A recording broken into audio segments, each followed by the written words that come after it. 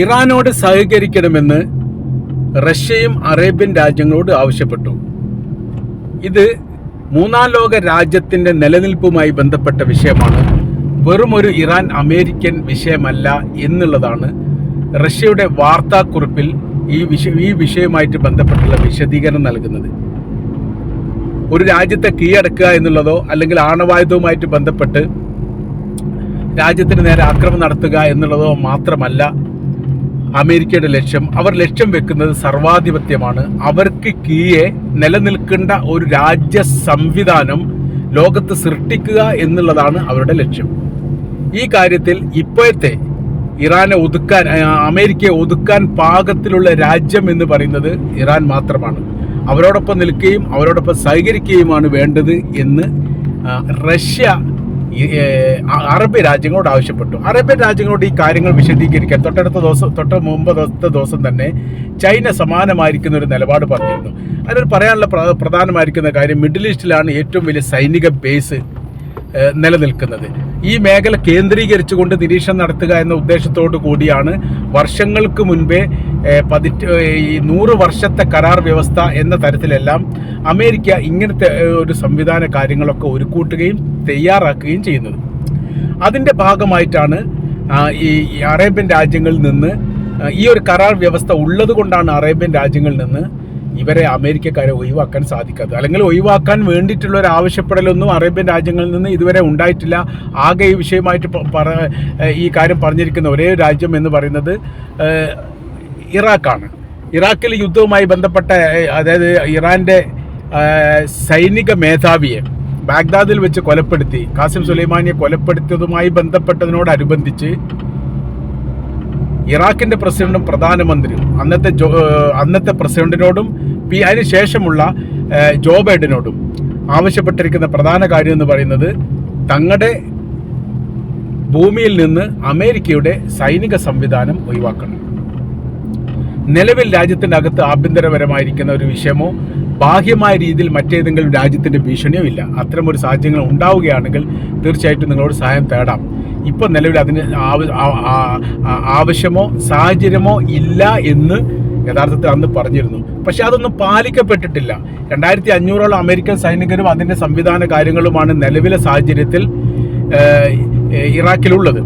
അത് വലിയ ഭീഷണിയാകുന്നു എന്നുള്ളതായിരുന്നു ഇറാഖിൻ്റെ പരാതി. കാര്യം എന്ന് പറയുന്നത് ഇറാനുമായിട്ട് തങ്ങൾ വലിയ സൗഹൃദത്തിലും വലിയ നല്ല ബന്ധത്തിലുമാണ്. നയതന്ത്ര ബന്ധത്തിനപ്പുറം വലിയ സൗഹൃദ ബന്ധവുമുണ്ട്.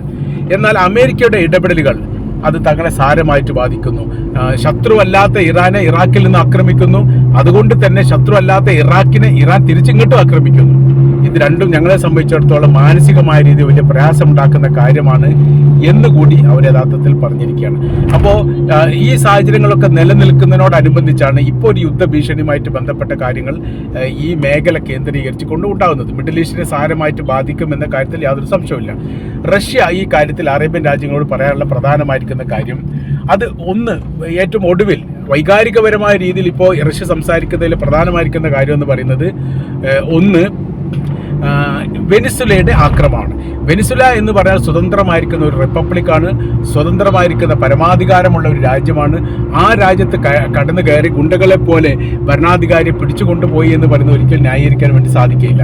ഇവിടെ റഷ്യക്ക് വന്ന പോരായ്മ എന്ന് പറഞ്ഞാൽ ഇത്തരം വലിയ രീതിയിലുള്ള നിരീക്ഷണം അമേരിക്ക നടത്തുന്നുണ്ട് എന്നുള്ളതും അതിന് പ്രതിരോധമുണ്ടാക്കുന്നതുമായി ബന്ധപ്പെട്ട കാര്യത്തെക്കുറിച്ച് ഒരു രൂപമുണ്ടാക്കുന്നതിൽ റഷ്യ പരാജയപ്പെട്ടു എന്നുള്ളത് യഥാർത്ഥത്തിൽ അവർക്ക് തന്നെ അറിയാവുന്നതാണ്. അപ്പോൾ ഈ ഒരു സാഹചര്യമാണ് യഥാർത്ഥത്തിൽ ഈ വിഷയവുമായിട്ട് ബന്ധപ്പെട്ട് നിലനിൽക്കുന്നത്. അതിൽ പ്രശ്നം എന്ന് പറഞ്ഞാൽ വെനിസുലയിൽ ഇപ്പോൾ ഈ ആക്രമണത്തിന് ശേഷം, അതായത് പ്രസിഡന്റിനെ തട്ടിക്കൊണ്ടു പോയതിനു ശേഷം അമേരിക്കൻ പ്രസിഡന്റ് ഡൊണാൾഡ് ട്രംപ് പറഞ്ഞിരിക്കുന്ന പ്രധാനമായിരിക്കുന്ന കാര്യങ്ങളിലൊന്ന്, എണ്ണയുടെ നിയന്ത്രണം തങ്ങളുടെ കൈവശത്തിലേക്ക് വന്നിരിക്കുന്നു എന്നുള്ളതാണ്.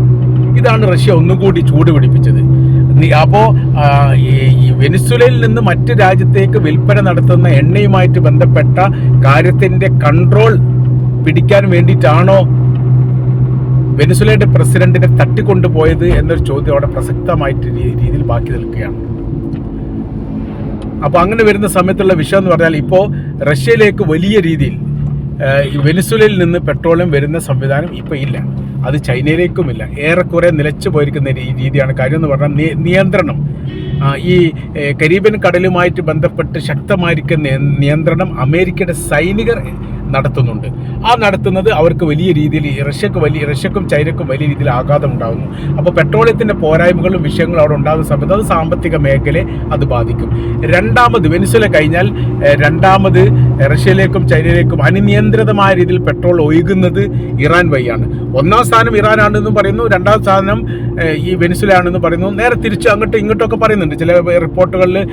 ഈ ആദ്യത്തേത് ഇറാന്, പിന്നെ വെനിസ്വേല എന്നൊക്കെ പറയുന്നത് കാണാൻ വേണ്ടി സാധിക്കും. ഏതായിരുന്നാലും ഈ രണ്ട് രാജ്യങ്ങളിൽ നിന്നും വ്യാപകമായ രീതിയിലുള്ള പെട്രോളിയമാണ് കടൽ മാർഗം റഷ്യയിലേക്കും ചൈനയിലേക്കും പോകുന്നത്. അതൊരു നിയന്ത്രണമില്ലാത്ത തരത്തിൽ. അപ്പോൾ അങ്ങനത്തെ ഒരു സാഹചര്യം നിലച്ചു പോകും. ഇറാനുമായിട്ട് ബന്ധപ്പെട്ട് ഇറാൻ്റെ നിലവിലുള്ള ഭരണ സംവിധാനവുമായിട്ട് ബന്ധപ്പെട്ട് എന്തെങ്കിലും വിഷയകാര്യങ്ങളോ പ്രശ്നങ്ങളോ ഈ അമേരിക്കയാൽ ഉണ്ടാവുകയാണെങ്കിൽ പിന്നീട് അവിടെ നിയന്ത്രണ ചരടുകൾ വരും. അങ്ങനെ വരുന്ന സമയത്തുള്ള വിഷയം എന്ന് പറഞ്ഞാൽ ഇറാനിൽ നിന്ന് സ്വതന്ത്രമായ രീതിയിൽ റഷ്യയിലേക്കോ ചൈനയിലേക്കോ പെട്രോളിയം നൽകുന്നത് നിലച്ചു പോകുന്ന ഒരു സ്ഥിതിവിശേഷം ഉണ്ടാവും എന്നുള്ളതും ഒരു യാഥാർത്ഥ്യമാണ്. ഇതിനെ ഒഴിവാക്കാൻ വേണ്ടിയിട്ടാണ് റഷ്യ കണിശമായ രീതിയിൽ ഇപ്പോൾ ഈ അറേബ്യൻ രാജ്യങ്ങളോട് പറഞ്ഞത് ഇറാനുമായിട്ട് സഹകരിക്കണം. അതിൽ രണ്ട് ഭാഗങ്ങളുണ്ട്, രണ്ട് വശങ്ങൾ വളരെ കൃത്യമായ രീതിയിൽ പറയുന്നുണ്ട്. അറേബ്യൻ രാജ്യങ്ങളുടെ സുരക്ഷിതത്വവുമായിട്ട് ബന്ധപ്പെട്ട കാര്യം, അല്ലെങ്കിൽ അവർക്കൊരു വിഷയം ഉണ്ടായി കഴിഞ്ഞാൽ അത് ചോദിക്കാൻ ഇന്നത്തെ നിലവിലെ സാഹചര്യത്തിൽ ഒരേ ഒരു രാജ്യം ഇറാൻ മാത്രമേ ഉള്ളൂ. അത് വളരെ കൃത്യമായ രീതിയിൽ അമേരിക്കക്ക് അറിയുകയും ചെയ്യാം.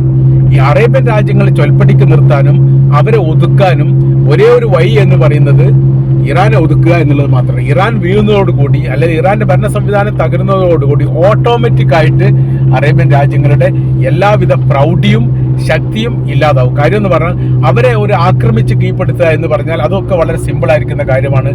ആ രാജ്യത്തിനകത്തൊക്കെ ആഭ്യന്തര പ്രശ്നങ്ങൾ ഉണ്ടാക്കണം എന്ന് വിചാരിച്ചാൽ അമേരിക്കയെ സംബന്ധിച്ചിടത്തോളം അത് സിമ്പിൾ ആയിരിക്കുന്ന കാര്യമാണ്. സർവ്വ മേഖലയിലും അവർ സർവാധിപത്യം സ്ഥാപിക്കുന്ന രീതിയിലേക്ക് കാര്യങ്ങൾ പോകും. വല്ലാതൊന്നും നിലപാട് പറയാൻ പറ്റാത്തൊരു രീതിയിലേക്ക് അറേബ്യൻ രാജ്യങ്ങൾ മാറും എന്ന് ഏറെക്കുറെ ഉറപ്പാണ്. ഈ ഒരു സാഹചര്യങ്ങളും ഈ ഒരു സ്ഥിതികളും വളരെ കൃത്യതയോടുകൂടി മനസ്സിലാക്കിയ രാജ്യമാണ് അമേരിക്ക. അതുകൊണ്ട് ഒരു ഇറാൻ മാത്രമല്ല യഥാർത്ഥത്തിൽ അമേരിക്കയുടെ ലക്ഷ്യം, അറേബ്യൻ രാജ്യങ്ങൾ അപ്പാടെ ലക്ഷ്യമാണ് എന്നുകൂടി റഷ്യയുടെ പ്രസിഡന്റ് പറയാതെ പറയുന്നുണ്ട്. അപ്പോൾ നിങ്ങൾ വെനിസ്വേലയിലേക്ക് നോക്കൂ, അവിടെ നടന്ന സംഭവം. അത് മാത്രമല്ല വിഷയം, ഖത്തറിനെ എന്തിനാണ് ഇസ്രായേൽ ആക്രമിച്ചത്? അഥവാ ഇസ്രായേൽ ആക്രമിച്ചത് ശത്രുതാ മനോഭാവത്തോടു കൂടി ആണെങ്കിൽ എന്തുകൊണ്ട് അത് അമേരിക്ക സംരക്ഷണം നടത്തിയില്ല? അവർക്ക് പൂർണ്ണമായിരിക്കുന്ന സുരക്ഷിതത്വം ഉറപ്പുവരുത്തുമെന്ന് കരാർ വ്യവസ്ഥ ഉണ്ടായിരുന്നിട്ട് പോലും ഖത്തറിനെ ആക്രമിക്കുന്ന സമയത്ത് എന്തുകൊണ്ട് അമേരിക്ക നോക്കി നിന്നു? അപ്പോൾ അവരിൽ എങ്ങനെയാണ് നമ്മൾ വിശ്വസിക്കുക, പ്രതീക്ഷ അർപ്പിക്കുന്നത് എങ്ങനെയാണ്? അപ്പോൾ അങ്ങനെ അവരുടെ താല്പര്യങ്ങളുടെ മേലെ യഥാർത്ഥത്തിൽ, അല്ലെങ്കിൽ ഇസ്രായേലിന്റെ താല്പര്യങ്ങൾക്ക് മേലെ ഒരു കാലത്തും അമേരിക്ക പറന്നിട്ടില്ല എന്നുള്ളൊരു യാഥാർത്ഥ്യം കൂടി നമ്മൾ ഓർക്കേണ്ടതുണ്ട് എന്നുകൂടി റഷ്യ പറയുകയാണ്. റഷ്യയുടെ പ്രസിഡന്റ് ഈ നിലപാടിനെ വലിയ പ്രാധാന്യത്തോടു കൂടിയാണ് അറേബ്യൻ മീഡിയകൾ റിപ്പോർട്ട് ചെയ്തത്. ഇത്തരം ഒരു നിലപാടുകൾ ഇതിന് മുൻപ് റഷ്യയിൽ നിന്ന് ഉണ്ടാവാത്തതാണ്.